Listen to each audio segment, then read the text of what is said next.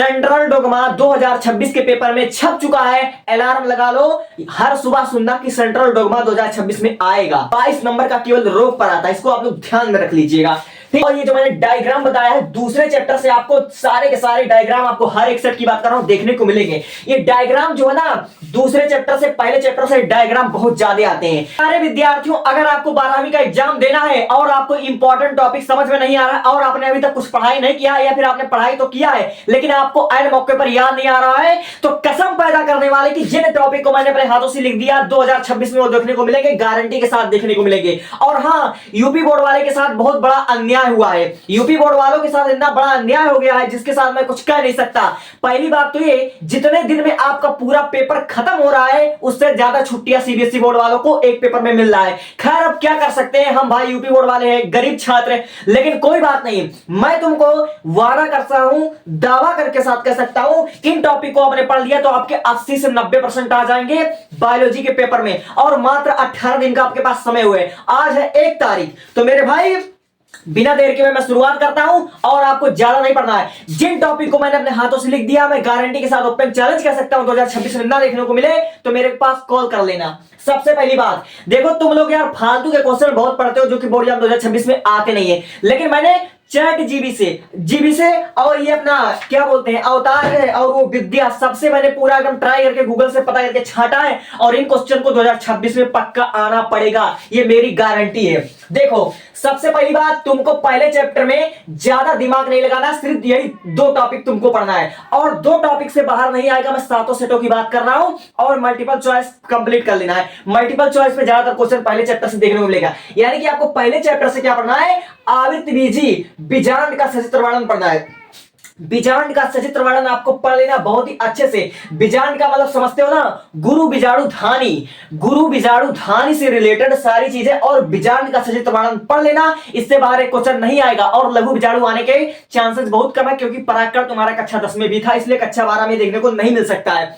और दूसरा चीज, क्लिस्टोगैमस फूल, क्लिस्टोगैमस फूल इस बार आएगा, ये एनसीईआरटी का टॉपिक है, एनसीईआरटी का टॉपिक है। और देखो दूसरे वाले चैप्टर में, पहले चैप्टर में बस इतना पढ़ लेना, मल्टीपल चॉइस पढ़ लेना, इससे ज्यादा तुमको कुछ पढ़ने की जरूरत ही नहीं है। अब सुनो, देखो दूसरा वाला चैप्टर जो है मानव जनन, ठीक है, इसमें आपका बहुत ज्यादा इंपॉर्टेंट टॉपिक मैं बता दे रहा हूं, स्तन ग्रंथि का आरेखीय चित्र, ठीक है, स्तन ग्रंथि का आरेखीय चित्र आपको देखने को गारंटी के साथ मिलेगा, यानी कि इसका डायग्राम आपको प्रैक्टिस कर लेना है। स्तन ग्रंथि का आरेखीय चित्र का डायग्राम आपको प्रैक्टिस कर लेना बहुत ही अच्छे से।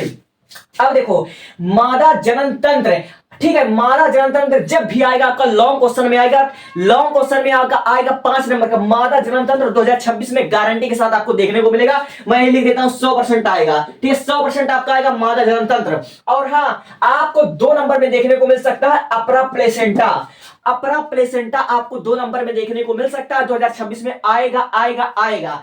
अपरा और प्लेसेंटा के बारे में आपको देखने को मिल सकता है। और इस वाले चैप्टर से आपका शुक्राणु और मानव अंडाणु का डायग्राम आपको प्रैक्टिस कर लेना है।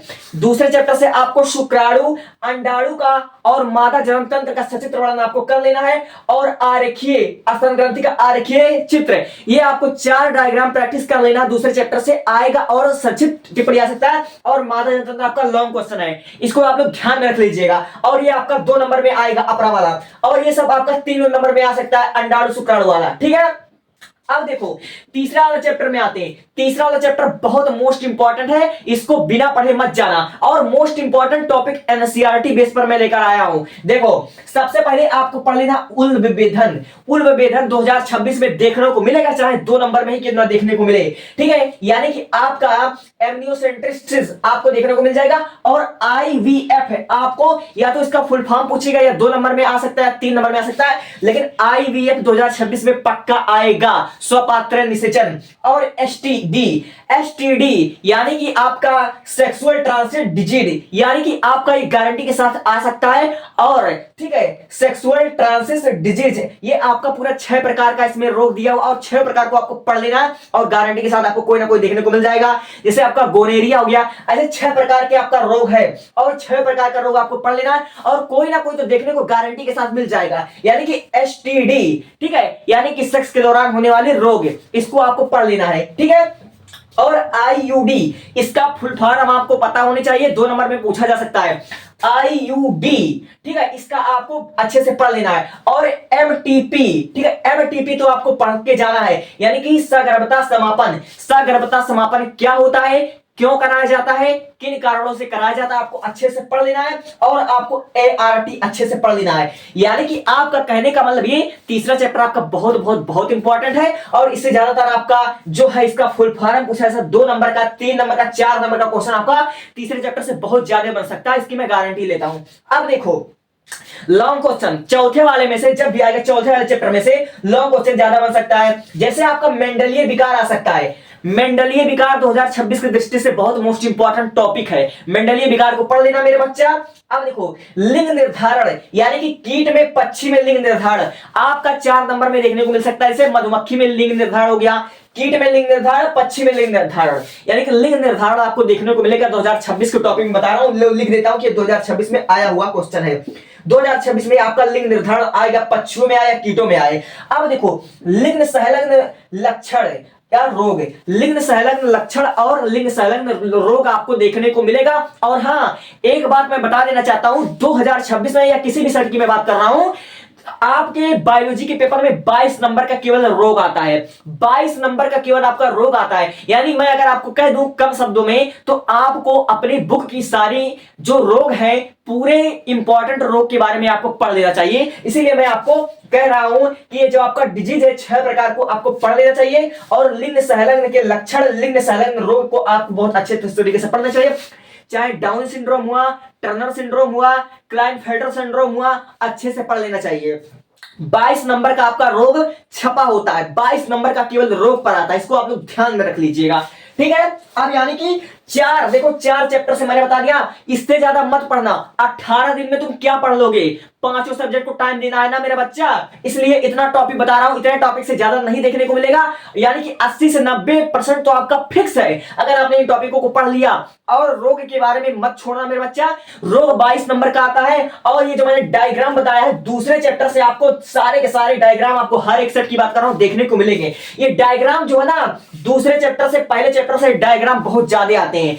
पहले चैप्टर से दूसरे चैप्टर से आपको डायग्राम भर भर के आते हैं, ठीक है, चित्र आते हैं। अब देखो 5वां चैप्टर में पढ़ता हूं, और 5वां चैप्टर आपकी किताब का सबसे बड़ा चैप्टर और सबसे ज्यादा मोस्ट इंपॉर्टेंट है। ध्यान से सुनना, वीडियो को छोड़कर जाने की गलती मत कर लेना। मैं एनसीईआरटी से, चैट जीपीटी से और गूगल से, किताब से, विद्या से, सबसे मैं छांट कर लेकर आया हूं, अपना तजुर्बा बता रहा हूं, ठीक है। अब देखो 5वें वाले चैप्टर से तुम कच्छ मत पढ़ना मेरे भाई, डीएनए पैकेजिंग पढ़ लेना, जब भी आएगा 4 नंबर लेकर आएगा। और हाँ, डीएनए के 4 प्रकार के न्यूक्लियोटाइड के बारे में पढ़ लेना, 2 नंबर का प्रश्न आपका बन सकता है, डीएनए के 4 प्रकार के न्यूक्लियोटाइड के बारे में। और हाँ, सेंट्रल डोग्मा 2026 में 100% आएगा, सेंट्रल डोग्मा 100% आएगा। सेंट्रल डोग्मा 2026 के पेपर में छप चुका है, अलार्म लगा लो, हर सुबह सुनना कि सेंट्रल डोग्मा 2026 में आएगा, ठीक है। अब देखो लैक ओपेरान 2026 का most important question, lac operon आपका आएगा। अब देखो आपका डीएनए फिंगर प्रिंटिंग आपका 2026 का टॉपिक है, आगे से लिख लो, ठीक है। डीएनए फिंगर प्रिंटिंग इसको पढ़ लेना, ये जब भी आता है इस चैप्टर से ज्यादातर आपको लॉन्ग क्वेश्चन देखने को मिलेंगे, ज्यादातर आपको लॉन्ग क्वेश्चन देखने को मिलेंगे। और हाँ, आप लोग सोच रहे होंगे कि मैंने इस पर जनसंख्या विस्फोट पर क्यों नहीं लिखवाया, तो मेरे भाई देखो जनसंख्या विस्फोट आपका आ भी जाएगा, तो जनसंख्या विस्फोट एक प्रकार का निबंध है। आप लोग जनसंख्या विस्फोट हिंदी में भी पढ़ते हो, इंग्लिश में भी पढ़ते हो, तो आप लोग लिख सकते हो यार। तो उस टॉपिक को मैं क्या बताऊं जो कक्षा 7 का बच्चा भी लिख सकता है यार, उसको मैं क्या बताऊं झूठों में, इसलिए एनसीईआरटी बेस पर बता रहा हूं। अब देखो, अब ये वाला देखो आपका 6ठे वाले चैप्टर से मैं कह रहा हूं ना, लैमार्कवाद, जो कि बहुत ही इजी टॉपिक है, बहुत ही आसान है, एक बार गलती से देख लिया तो लिख ले जाओगे। 2026 में आने के चांसेस बन रहे हैं मेरे भाई। चैट जीपीटी पे भी सर्च कर लेना, किताब में भी देख लेना, गूगल पर देखना। ये लैमार्कवाद नहीं तो डार्विनवाद 2026 में 100% आएगा, मैं अभी से लिख दे रहा हूं। लैमार्कवाद या 2026 में या डार्विनवाद देखने को मिलेगा। डार्विनवाद आने के चांसेस 99% है कि डार्विनवाद 2026 में आएगा, डार्विनवाद आएगा, ठीक है। अब देखो स्टेनले मिलर का सिद्धांत 2026 में छप चुका है। और उत्परिवर्तनवाद 2026 का सबसे इंपॉर्टेंट टॉपिक उत्परिवर्तनवाद है, उत्परिवर्तनवाद। और लैमार्कवाद या डार्विनवाद 6 नंबर का टॉपिक है, इसको जान लेना, लॉन्ग क्वेश्चन का। अब देखो सातवां वाला चैप्टर आपका बहुत ही मोस्ट इंपॉर्टेंट है, ठीक है। इसमें आपको प्रतिरक्षा तंत्र के बारे में पढ़ लेना है, प्रतिरक्षा तंत्र के बारे में पढ़ लेना है। प्रतिरक्षा तंत्र 100% आता है और मल्टीपल चॉइस में भर भर के आता है। देखो प्रोटोजोआ द्वारा उत्पन्न रोगों के नाम लिखिए, प्रोटोजोआ द्वारा उत्पन्न 2 रोगों के नाम आपको लिखना, मल्टीपल चॉइस में भी आ सकता है, 2 नंबर के क्वेश्चन में, 3 नंबर के, 4 नंबर के क्वेश्चन में देखने को मिल सकता है। और हाँ, विषाणु द्वारा उत्पन्न 2 प्रकार के रोग लिखिए, विषाणु द्वारा उत्पन्न 2 प्रकार के रोग और आपका प्रोटोजोआ द्वारा उत्पन्न 2 प्रकार के रोग आपको देखने को मिलेगा, 100% देखने को मिलेगा।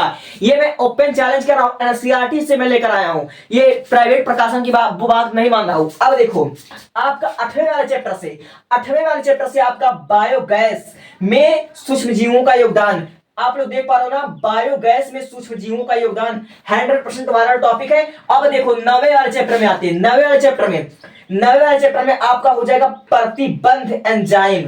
प्रतिबंध एंजाइम 2026 में आने के सबसे ज्यादा चांसेस है। और हाँ 2026 में अभी से टिक कर लो, इकोलाई जीवाणु में मानव जीन, इकोलाई जीवाणु में मानव जीनोम 2026 का इंपॉर्टेंट टॉपिक है। और 10, 11, 12, 13 इन 4 चैप्टर का मैं इंपॉर्टेंट क्वेश्चन डिस्क्रिप्शन में दे दूंगा। डिस्क्रिप्शन में 4 इंपॉर्टेंट टॉपिक है, कुल 6 के 7 टॉपिक इंपॉर्टेंट है।